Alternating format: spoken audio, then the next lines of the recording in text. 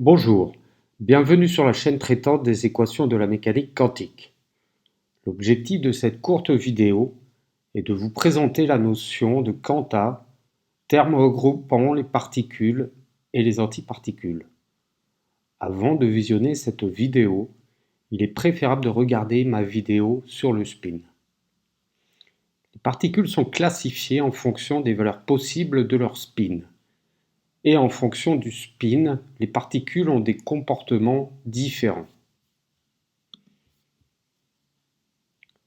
Le spin est le moment magnétique intrinsèque, c'est-à-dire qu'une particule se comporte comme un dipôle magnétique aimant de matière.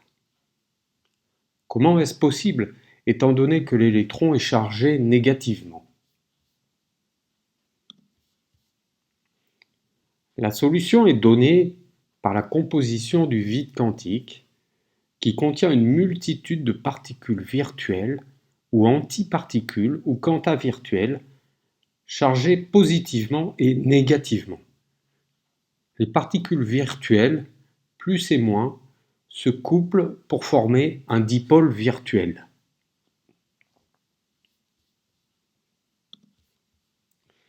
L'électron attire une de ces particules virtuelles positives pour former un dipôle magnétique.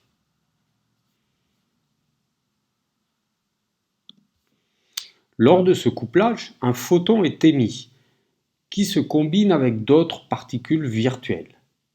Cette particule attirée par l'électron s'appelle un positron.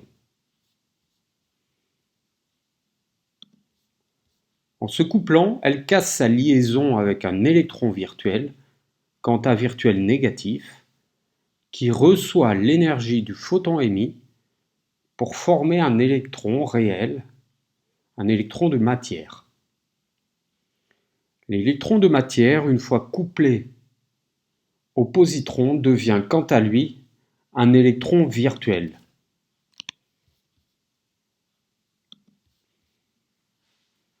Nous avons ainsi l'explication du spin au travers de la formation d'aimants de matière.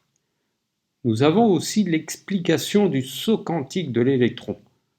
En réalité, l'électron ne saute pas, c'est sa propriété en faisant de la matière qui se déplace d'une particule à l'autre.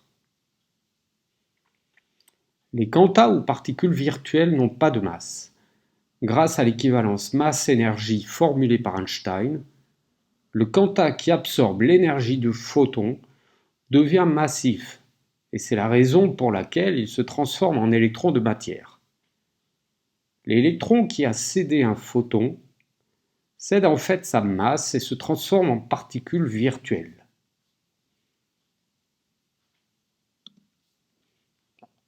Un diagramme de Feynman est une représentation graphique de l'interaction entre ces particules.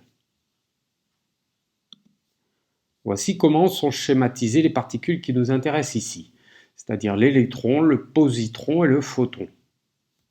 Mais il existe également bien d'autres particules schématisées également à l'aide du diagramme de Feynman. Ensuite, représentons l'interaction d'un électron et d'un positron sur un diagramme possédant un axe de temps et un axe d'espace. Un électron et un positron s'annihilent en créant un photon, c'est ce que nous avons vu. Puis le photon crée une nouvelle paire électron-positron.